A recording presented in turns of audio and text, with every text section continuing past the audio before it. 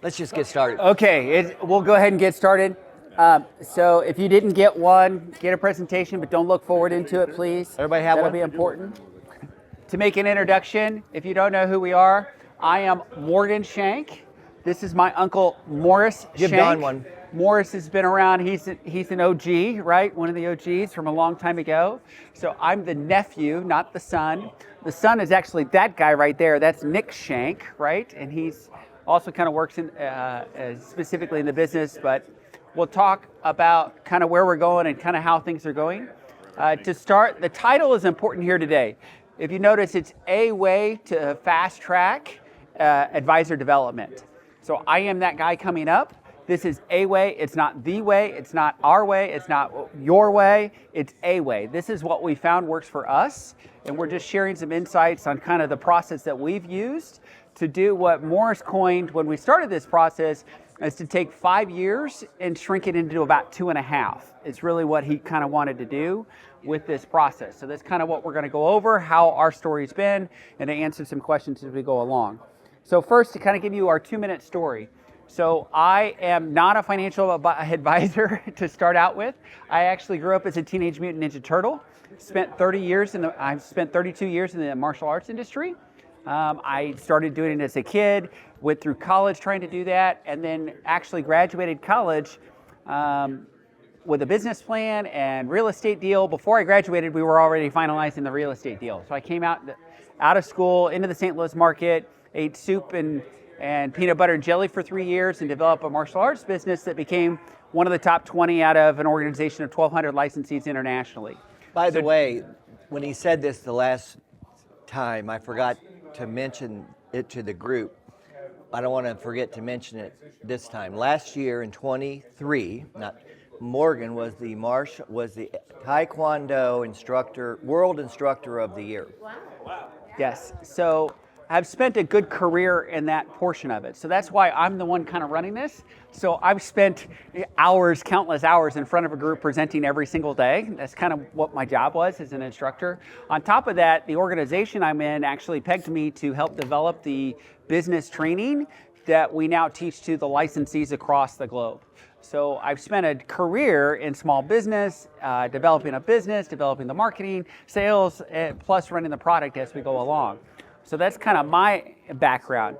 Morris's background, as he loves to say, is he's been self-employed since the age of 9. He worked in a family business, continued to do that, ran a family ski show, water ski show, before he moved to St. Louis and helped run another small business. And then he finally made it to the financial services industry 30 plus years ago. At age 35, he did that. Okay, so he's developed it into what it is today and loves IFG and everything there. So that's kind of where we kind of stand. Now let's fast forward to about 2022. So in 21, I had been searching for what might be my next thing. Morris is obviously searching for a succession thing. And he kind of had come to us and talked about some different things. But before we get to that, let's show you kind of what our process looks like as a financial planner. So as Morris was starting this process, he said one of the things he needed to do was, the word she used today was institutionalize what's happening. So that way he can hand the process down. So his process, the process that we use now, is what we call coin planning from the inside out. It starts with courting the topic or spending a lot of time with the client to find out what is important. Then after that, we can move to the next portion, which is prioritizing it. Then we actually get some things done, and that creates freedom behind the process, and then we can go back through the process all over again, over and over. So this is the basic high-level structure that we use for everything that we do in our business, whether that is a client meeting, whether that is hiring a new person, anything that we have to do, just like other people use a culture, we use this process as our primary thing about how we go through stuff to kind of make things happen. So Morris, at the inception of this, had been searching for a while. And one of the things that you have to do first, if you've got to identify kind of what's going on. So Morris had spent some time first finding the right fit for him. So he spent quite a bit of time. You want to talk about the fit a little bit and kind of? Well, the person that helped me lay out that core and the topic stuff, she helped me lay out how to find somebody like Morgan or a partner or something. And that's where all this language came from. So I was looking for somebody seasoned, didn't necessarily need to be in our industry, but it wasn't a career, it was a business, and somebody that thought that way, because I was going to mesh best with them. So he was very intentional about what he was searching for. And so that's kind of the first step in this way to do it, is to be intentional about what you wanted. And the thing that has resonated true whenever we're explaining this to anybody is he was looking for somebody with that entrepreneurial small business mindset, not a career person, not the wholesaler to turn over, but right, the career person to be able to kind of make this one happen. So that's what he was looking for. Then if you go to the next one, this is what where'd it go? This is what I was looking for. Specifically, I was looking for maybe a career change and something that might be different. So not only did he have something, but the G2 person had something in mind about what they were looking for, and it was about trying to match that fit. So it's not just about saying, hey, let me go find somebody that's talented. You got to find somebody that kind of matches and flows in the same type of thing. To give you a little bit more on the story, I had been looking for something. Go to the next level with multiple martial arts schools is an extremely difficult thing. So I had been looking for possibly something else. Morris had cautiously been kind of poking at me, but not really poking at me. Not persuading you. Trying not to persuade, when in hindsight, he probably should have been trying to persuade me a little bit faster.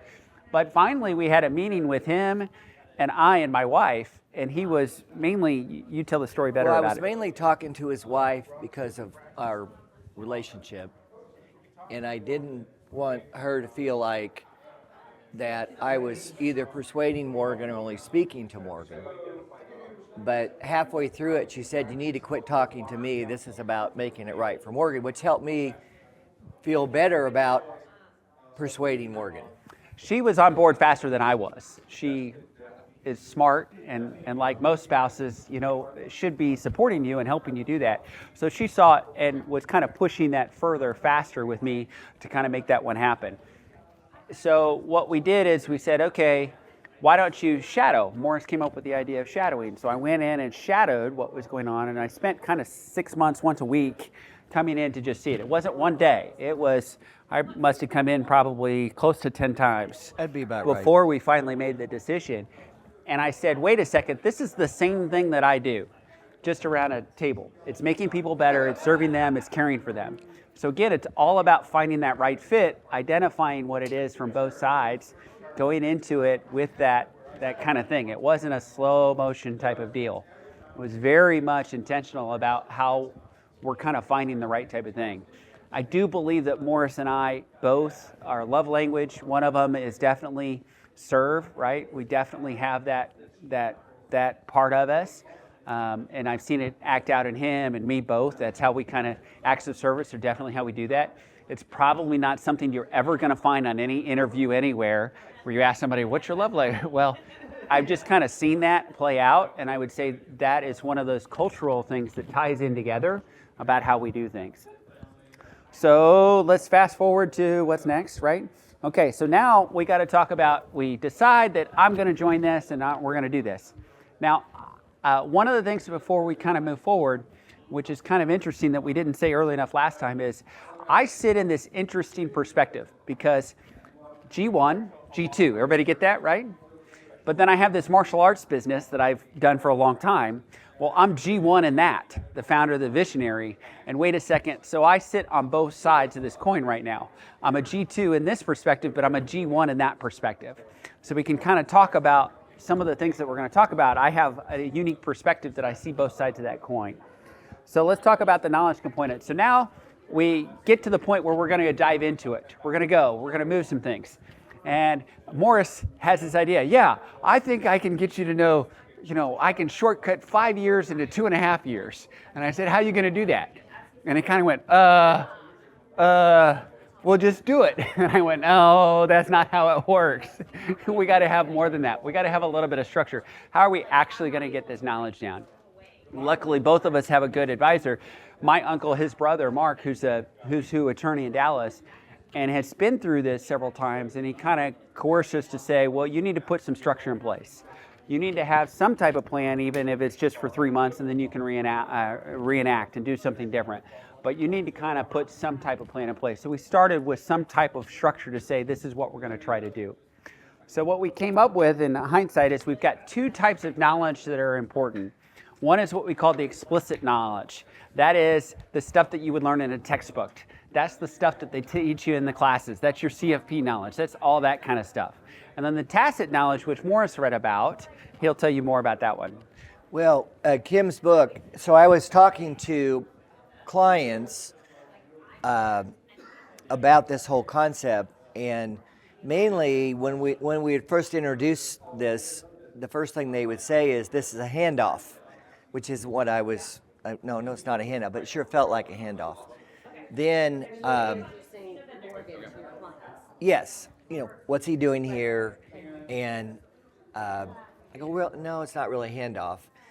And then I was having to sort of defend my timeline. And that was kind of awkward because I didn't really have a timeline. But then when I read in the book, Unretired.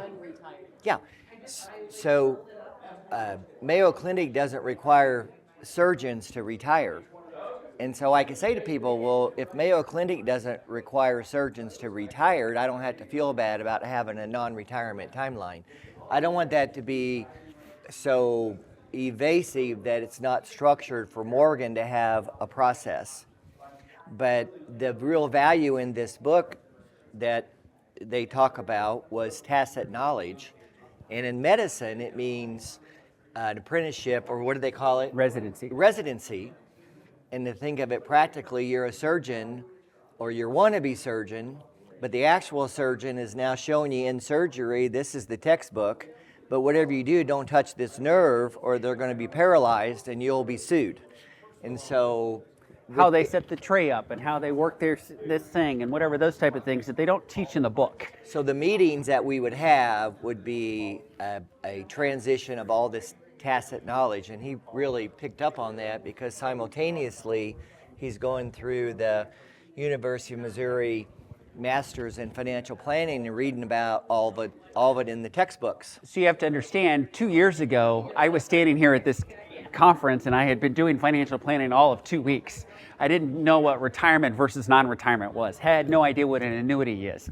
I didn't know anything as far as the financial planning world. Yeah, I knew business and I knew taxes and I knew W-2 and I knew S-Corp, but I didn't know any of the financial planning things that you're talking about. So I had to dive in right away. So the Kitskis, luckily, said, oh, well, you should just go ahead and start taking CFP courses. So I jumped right into the University of Missouri and started taking courses. Kind of bit off a lot in the beginning, but that's where I'm getting the structured learning. So the next slide you're going to see, this is where we start to map some of the stuff out. So we have 2 different sides of it. So one is the structured learning component that I'm doing, and the other part is the tacit learning that I'm doing, which is specifically inside of the office, inside of meetings, inside of operations of what's going on. Kind of inside of our brain. I say my brain, but what's inside of our brains? It's actually that working. Needs to be passed on. So with that, we started mapping out some of these different things and where am I at in the journey, and it allows us kind of a tracking structure to say, what am I doing, what's going on, what's some of the things. Some of the things are easy, for me anyway, because I came into it. Hey, running payroll, no problem, right? Understanding what the 941s are and all the business ownership stuff. Oh wait, team organization? Yeah, I can do that kind of stuff.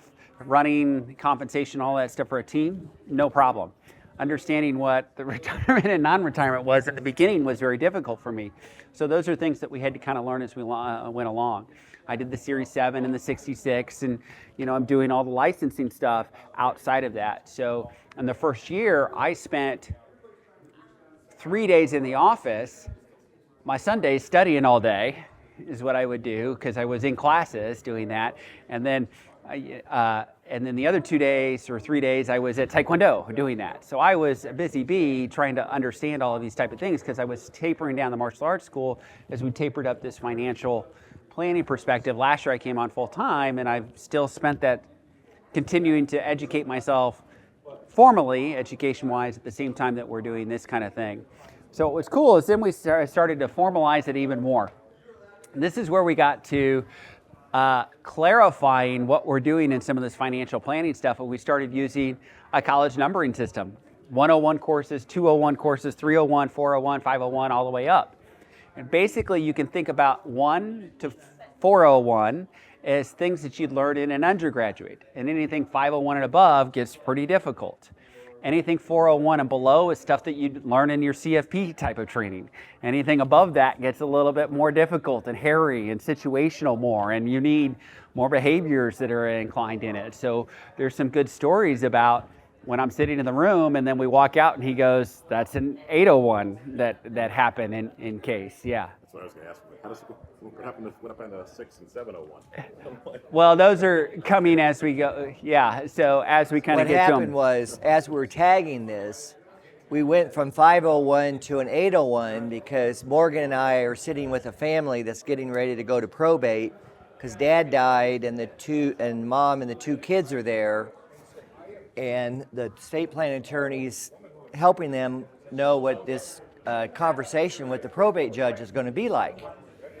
And they're saying, well, what are they going to ask us? Well, they're going to know about your family tree and make sure there aren't any more survivors, that you and your sister are the rightful beneficiaries.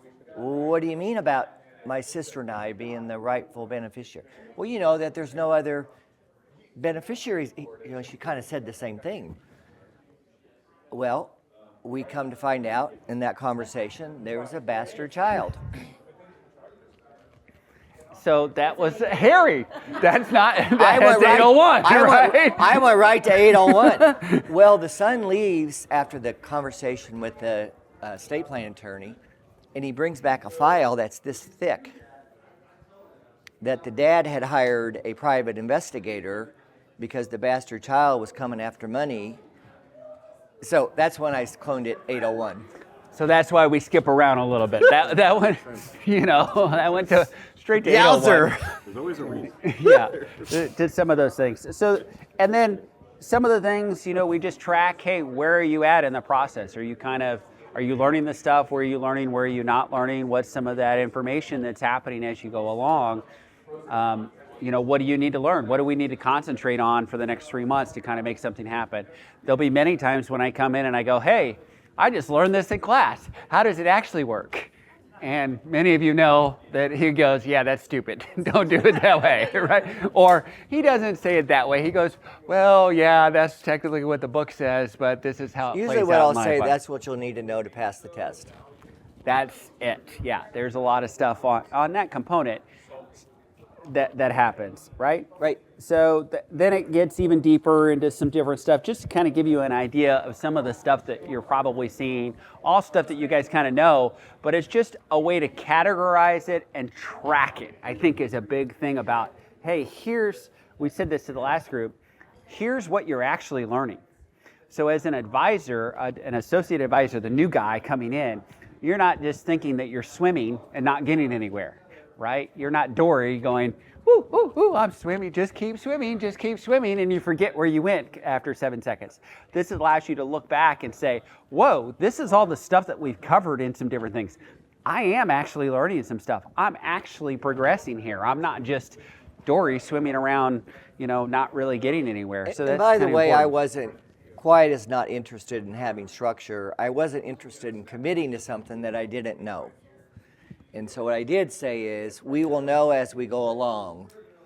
And so for the first 3 months, we definitely clearly identified some things. For the next 3 months, we clearly identified some things. But by the time we got to 6 months, that's when all this stuff became more illuminated. It became the right way to do it, is what I would say, without pushing it down the river and not. What G2 wants to know is, how's this going to work for me, and how's it going to get tangible?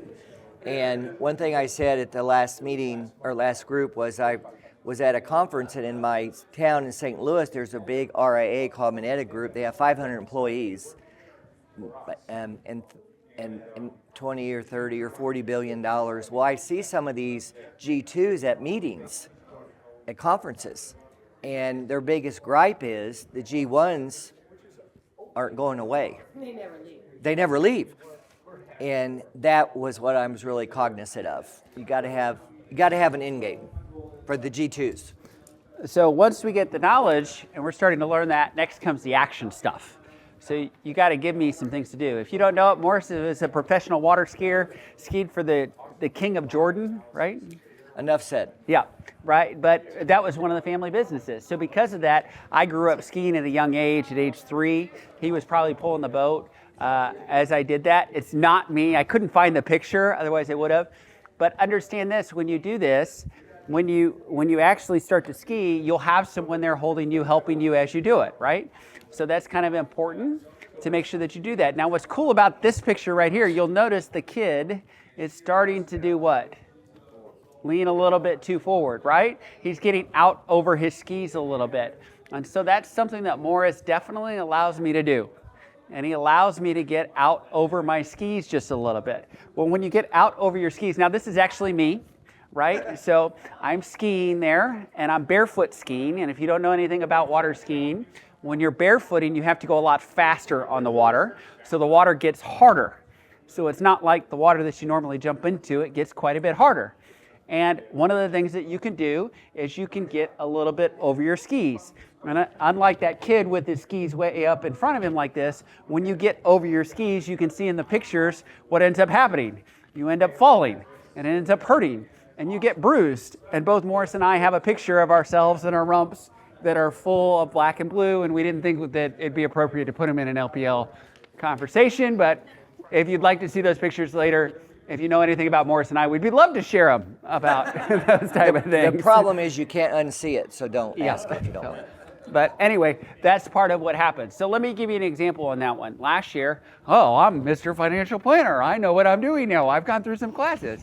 So I decided, I'll just make my wife and I's IRA contributions because, that's what we should do because we've been doing that every year. We'll just go ahead and do that. Well, come to find out, now I'm eligible for a 401k.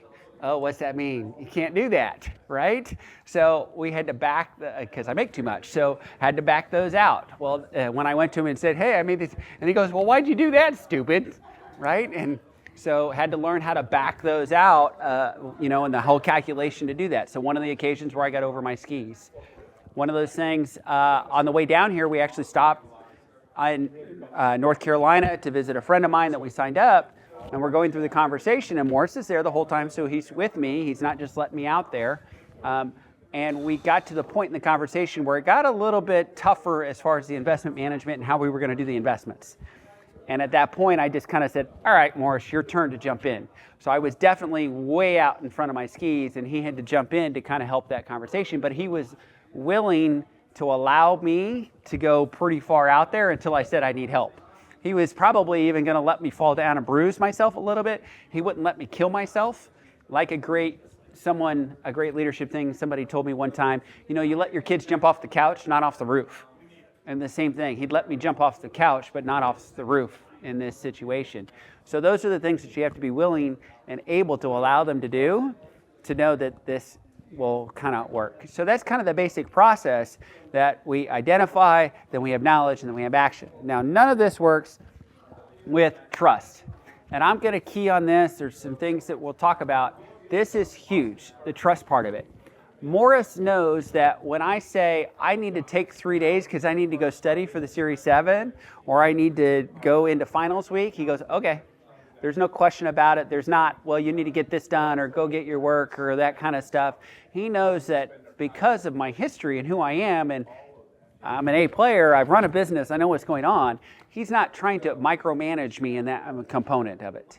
He says, your time, you're going to go make the most of your time, and he knows what I need to do to make that one happen. So it's not like some of those other staff situations that you might have. There's a high level of trust in that component of it about, well, you're going to go do what you need to do so that way you can progress this forward. I have a vested interest to make that happen.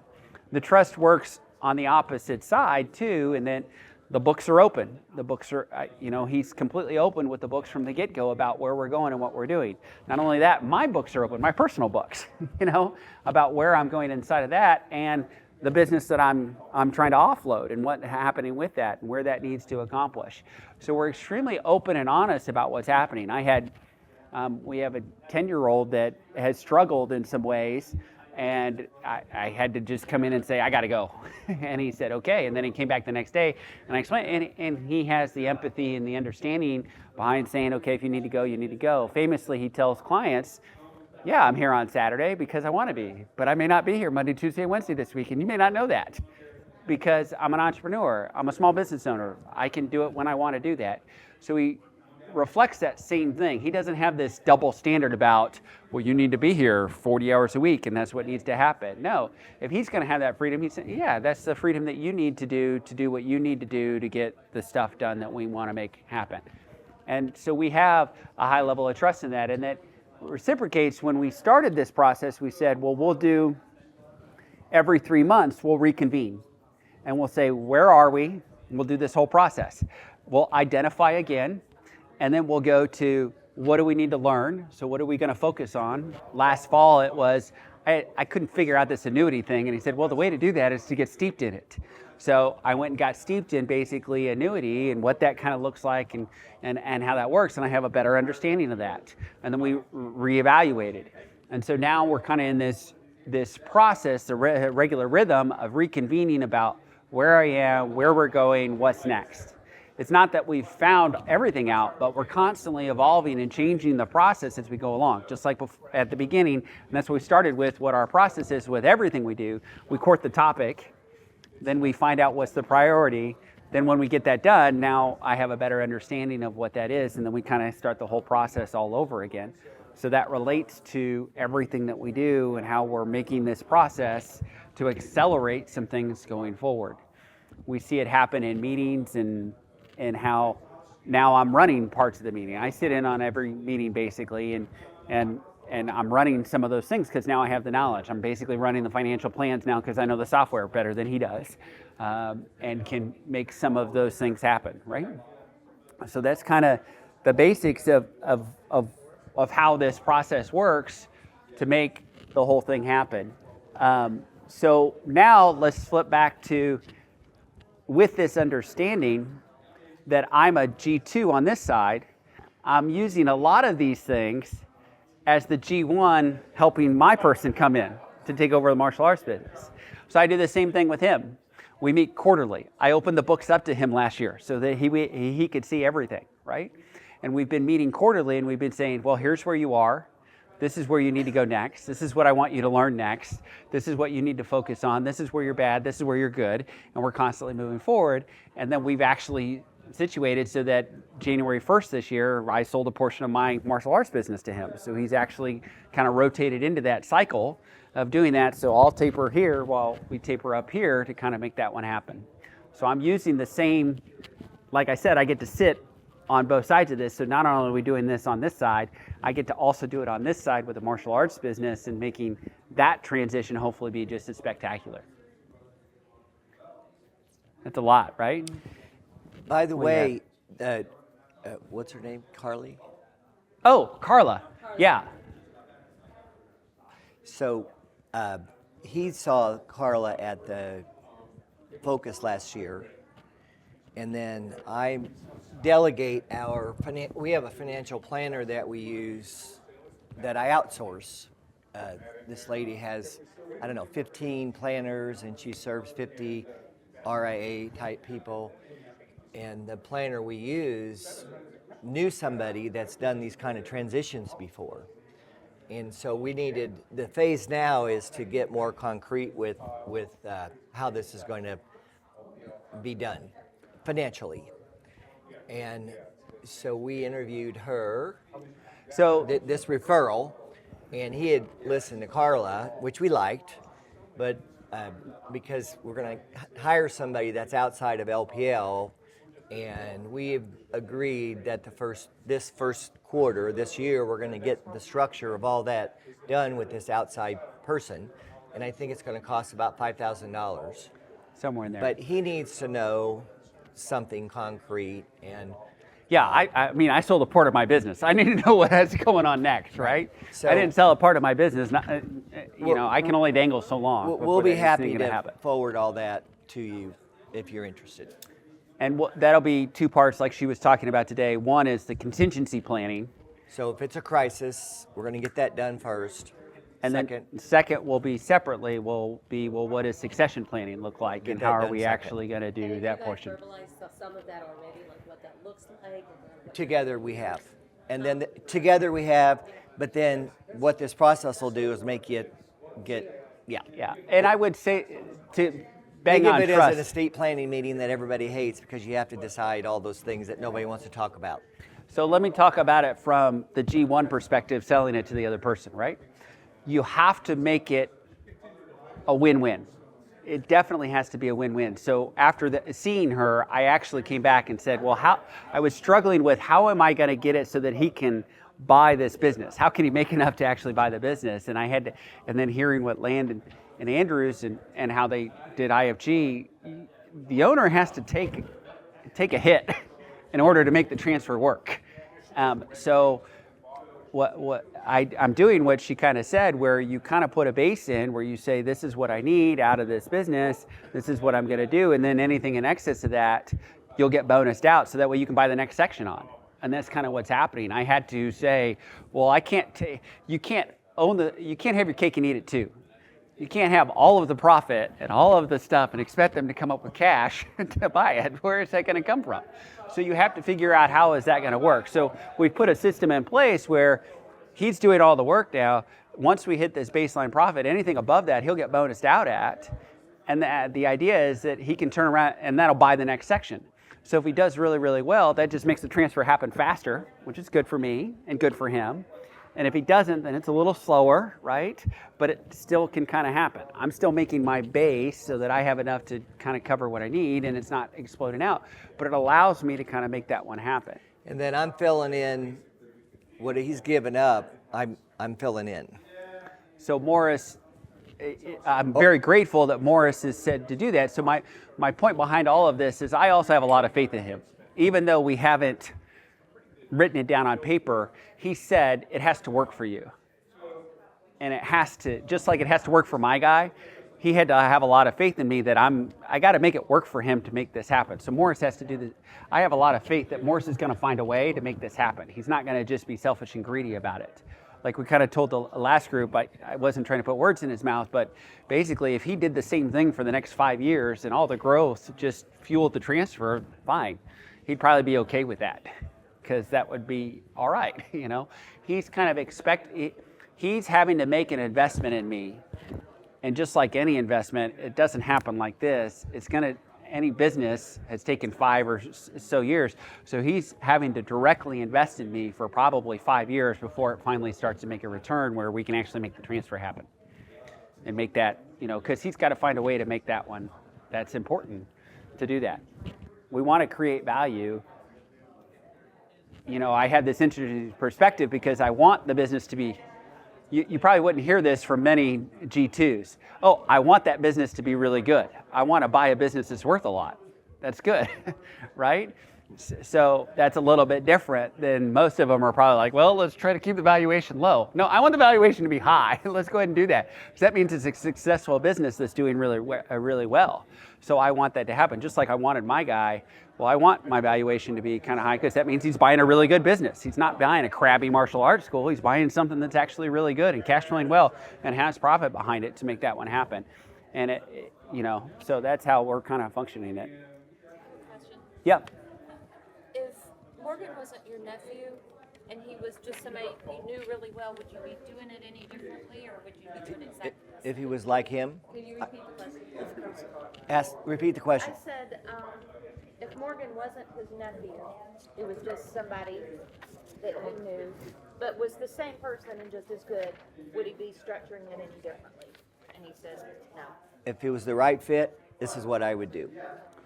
And I've talked to quite a few people that were prospective Morgans, and I couldn't get them to believe me that this is what I wanted it to be. Because either they were career-minded, and one guy who was introduced to me by a mutual CPA relationship, he's been in our business about 10 years or more, went to Princeton, 50-something years old, but I was his economic plan to grow his business.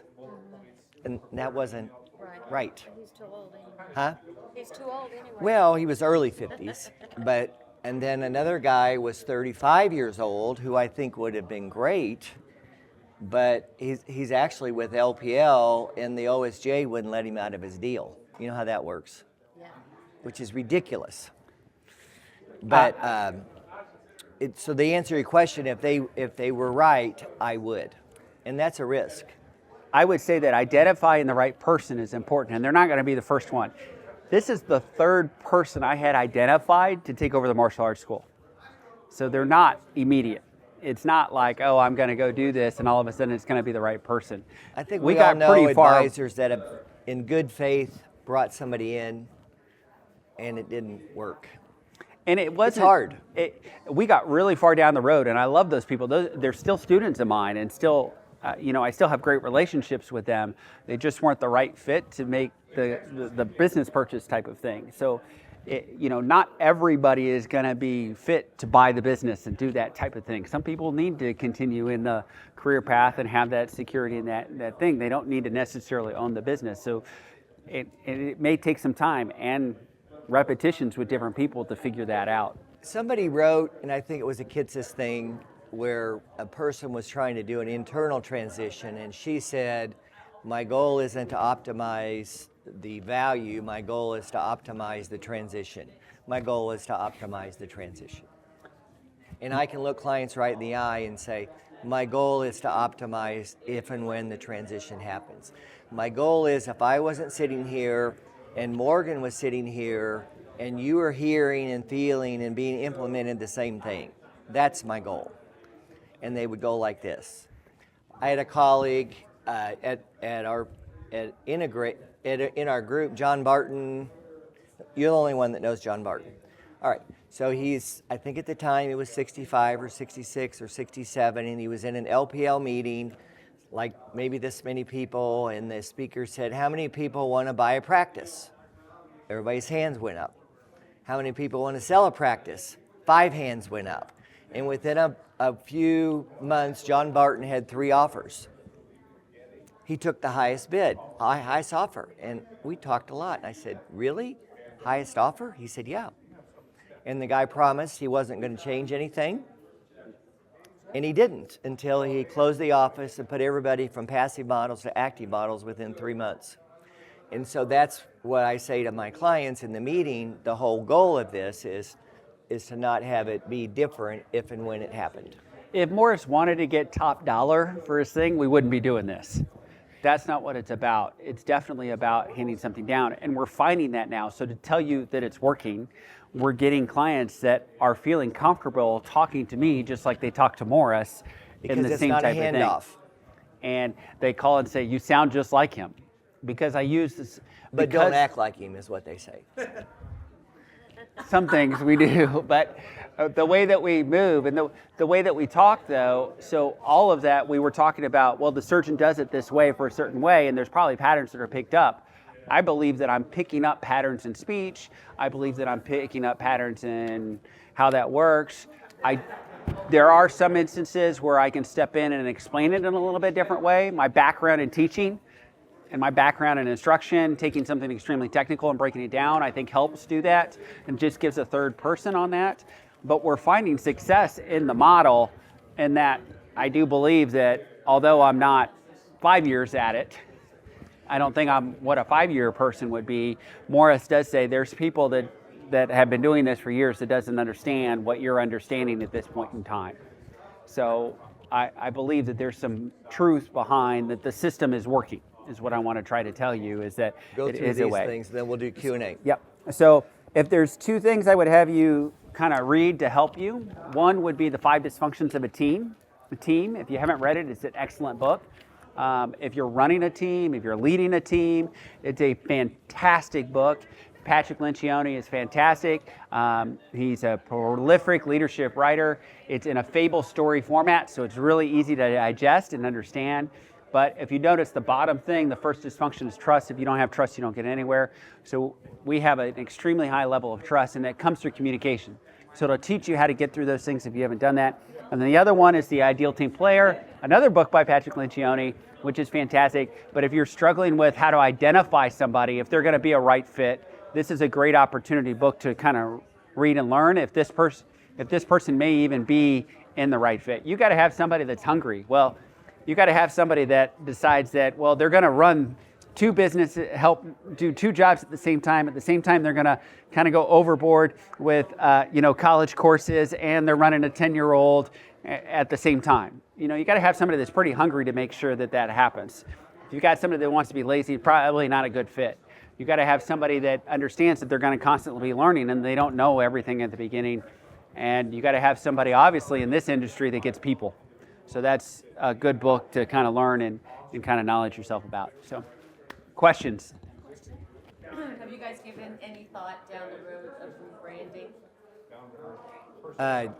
No, but it's on the table I for happened sure. to look, I go more skin. For sure. For sure. We'll get there. Again, I have a whole faith that this will work, right? And we'll get there because I believe that he wants me to work out. And if I didn't believe that, they'd be too contentious. So But I have the a huge obvious belief. thing is eventually something would have to It happen. would yeah. Plus, it's an easy rebrand, just drop off the Morris. Well, We'll we're figure it both. out. We're both M. It's a shame. Well, We're actually, No, we don't want that. and we both share the same middle name too, So the LLC is MWS Financial, which is, and Yeah. we're both MWS. So it could be something like that, so we'll figure that. But yeah, or it could be Integrated Strategies Group Missouri, maybe. something like that. Financial Strategies Group. or something Financial like that. strategies Was group, MO. Missouri. Yeah.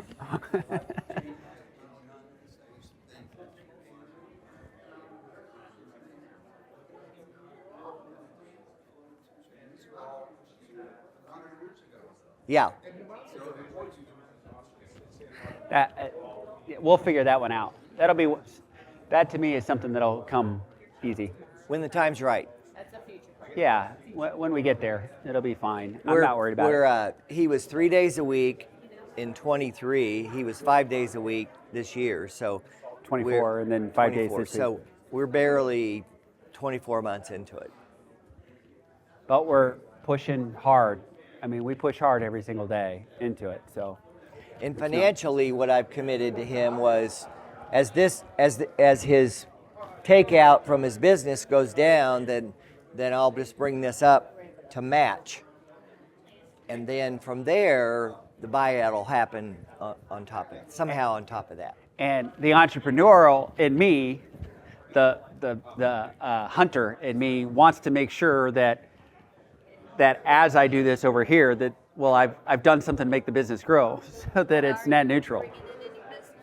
I brought 2 clients in less than a year. So, no, my parents were already a client, so I didn't count. But 2 friends that are not little. I mean, He brought in substantial. G1 Business, Great. but he hasn't had much time. But FYI, that's the meeting we were at So, on We took- Tuesday of this week, and that was So this is a friend of mine, and I've used the process, and this is one of the things I saw Morris do, and now I'm doing it. So this is an occasion where, hey, this is the tacit knowledge that is broken down, and being able to see, hey, this is a lot what Morris does. He mind maps this stuff out, and so I did that same thing, and so it's helping me learn how to communicate with a client, and how it kind of works. So there are 2 different ones. One's kind of the whole thing, and one's just the accounts. But that way you can kind of see, this is how we conceptually think about stuff. This is what Morris would do. Well, I did it. So this is that tacit knowledge coming down. They don't teach you how to do this in any college course or any financial planning thing, but this is where that kind of goes. There's 2 different kind of versions. They kind of go. It's just so you our can kind of see internal it, way but it's just a way for us to of do that. tracking. And it just Yeah. it just shows that, wait, tacit knowledge can be handed down inside of this method. It allows me to now know how I'm going to communicate. Some other things that we do, we'll role play the conversation, the meetings before we, I shouldn't say role play, but we'll dress rehearse the meetings beforehand. It could be a current client or it could be a new one. We spent the plane ride on the way down saying, how are we going to attack this meeting? How are we going to do this? What is he going to do? How's it going to happen? What are things that we need to think about? So it's not just me going in and letting one person lead or the other person. We're actively engaged in that.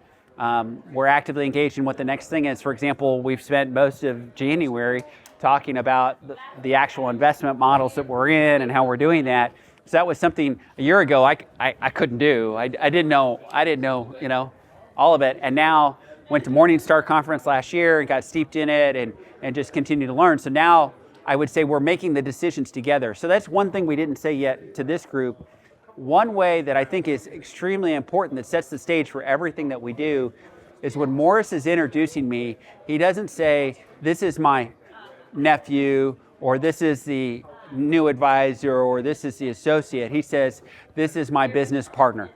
He says, this is my business partner. I need more brain power. Oh, it just so happens that he's my nephew. I'm not technically a partner yet, but It's intent. he's intentional And about it makes what we're him doing. feel like it's my intent It's what we're doing. until So, you blow it, till I blow it. and then you're in trouble. Well, But isn't it more fun for you to have somebody to do this with? A lot. I needed the brains.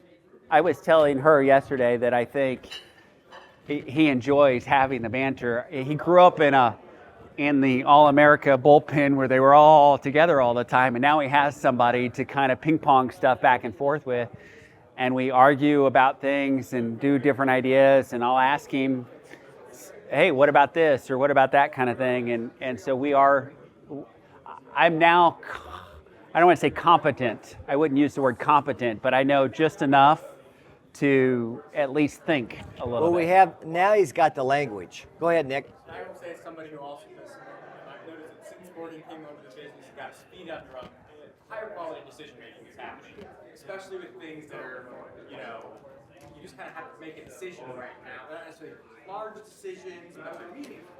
It's not something you're going to spend 2 months working through, but to have somebody else to ask, to catch you when you say this and you mean this, that's been visible, you having a thinking partner. I would agree. A thinking partner is the way to think about And it. he treats the decisions that we're making as I would say I'm a partner, but I'm not more than that. I would say that all of the financial decisions that we're making as a partner at this point in time. So the decision-making process is happening as a partner, even though I'm not it on paper and I'm not it with the pocketbook yet. I would say all of the decisions we're making are in this manner. Yeah, we just got to find out sooner than later. Better. So that's how we're kind of trying fast track it. Again, this is a way, not the way. It's just a way that's kind of working for us. I would harp that communication is key. Finding the win-win, understanding it's not going to be perfect for me. It's not going to be perfect for him. It's about what's perfect for the business. So that way the transition can happen and be fruitful for everybody involved. Well said. That's awesome.